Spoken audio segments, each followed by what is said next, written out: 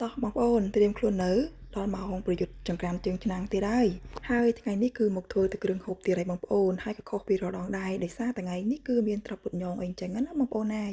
លីងវាឲ្យស្ងួតជាមួយនឹងម្ទេសជាមួយខ្ទឹមរបស់យើងចឹងទៅចាំយកមកបុកហើយឥឡូវមកបន្លែផនយើងម្ដងបងប្អូនមានទាំងស្នៀតពោតមានទាំងននោត្រាប់វែងហើយនឹងអ្វីដែរជាពិសេសនោះគឺត្រួយស្ដៅនឹងឯងបងប្អូនហើយខែនេះគឺអស់ផ្កាយគឺនៅមានតែត្រួយនឹងឯងប៉ុន្តែតាមតំបន់នេះណាបងប្អូនគឺតំបន់ខ្លះគឺនៅមាននឹងឯងហើយថ្ងៃហ្នឹងបងស្រីខ្ញុំថែមជាមួយនឹងត្រួយធំធេតផងដែរប៉ុន្តែខ្ញុំអត់សូវចំណូលបានទេចាបងប្អូនណាគឺបន្លែរបស់យើងច្រើនមែនតែនហ្មងណាហើយឥឡូវត្រាប់ដែលយើងបានលីងហ្នឹងក៏បានរីងទឹកហើយវាឆ្អិនល្អអីចឹងទៅបងប្អូនយកវាមកបុកវាឲ្យម៉ត់ចឹងទៅចាំដាក់សាច់ត្រីដែលយើងបានស្ងោរនោះចាដាក់ចូលទៅឲ្យបុកជាមួយគ្នាឲ្យម៉ត់ចឹងទៅបងប្អូនណាយមើលទៅតំណងអត់ហើយឥឡូវយើងបានបុកអីម៉ត់ល្អហើយអស់ណាបងប្អូនក៏ដួសដាក់ក្នុងចានមួយទៅជាមុនអីគឺបងស្រីខ្ញុំក៏តែងតែបុកសាច់ត្រីម៉ត់ហើយយកទៅដាក់ស្ងោរជាមួយនឹងទឹកត្រីដែលយើងបានស្ងោរនោះឲ្យបងប្អូនតែឥឡូវអត់ទេ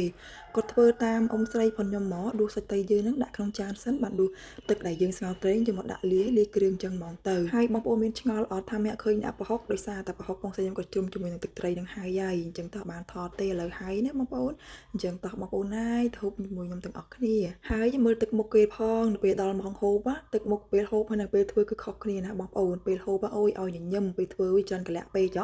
អូយនឹងមុខជូរតែម្ដងហើយបើថាដុះទឹកគ្រឿងអីឲ្យវិញថាកុំដួសឲ្យគាត់ច្រើនពេកគាត់ហូបអត់អស់ទេពីព្រោះអីខ្ញុំចូលចិត្តហូបទឹកគ្រឿងដាក់ច្រើនណោះប៉ុណ្ណឹងហើយខ្ញុំថែមទៀតបងប្អូនមែនពីព្រោះអីខ្ញុំហូបទឹកគ្រឿងធំណាស់មិនហូបទូចដូចឪខ្ញុំទេបងប្អូនចាហើយជាពិសេសនោះគឺបន្លែដាក់មកបងពេញមាត់ហើយទឹកគ្រឿងយើងត្រូវការហូបច្រើនអីចឹងណាហើយទឹកគ្រឿងហ្នឹងខ្ញុំប្រាប់បងស្រីខ្ញុំថាកុំដាក់ប្រៃពេកហាមបំផុតគឺដាក់ប្រៃនឹងតែម្ដងហើយចឹងគាត់អត់សូវហ៊ានដាក់អំបិលទេដាក់ប្រហុកហើយគាត់ដាក់តែរ៉ូឌីអីប៉ុណ្ណឹងហើ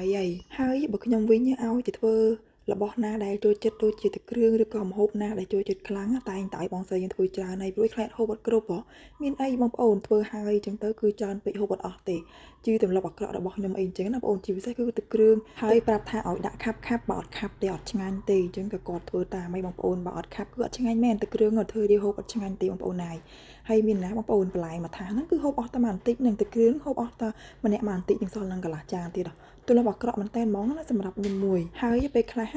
ក៏ត្រូវមាត់គេដែរព្រោះគេអ្នកធ្វើវិជាគេខ្លាំងពេកគេថាបើថាចេះខ្លាំងអញ្ចឹងក៏មិនធ្វើខ្លួនឯងទៅចាចាប់ហ្មងគេអាងៃនឹងនិយាយថាមិនទេដើរចេញហ្មងទៅព្រោះយើងមានអ្នកធ្វើផងហ្នឹងបើនិយាយពីបន្លែផនយើងវិញមិនថាត្រប់មិនថាននងស្ងោរអញ្ចឹងនិយាយថាអូយផ្អែមមែនតើហ្មងហើយអាចជាពិសេសគឺននងខ្ចីយកមកស្ងោរវាគ្រាន់តែកោសវាហើយស្ងោរយកមកហូបនិយាយថាអូយជាតិមែនតើហ្មងបងប្អូនវីដេអូខ្ញុំក៏ឈានដល់ទីបញ្ចប់ហើយបើបងប្អូនពេញចិត្តសូមកុំភ្លេចជួយ follow page របស់ខ្ញុំម្នាក់មួយផងដែរហើយជាពិសេសនោះសូមកុំភ្លេចជួយ like ជួយ comment ម្នាក់មួយផងដែរបងប្អូនហើយក៏អរគុណសម្រាប់ទស្សនាវីដេអូខ្ញុំផ្ដើមដល់ចប់ផងដែរអរគុណបងប្អូនទាំងអស់គ្នាជួបគ្នានៅវីដេអូក្រោយទៀតណា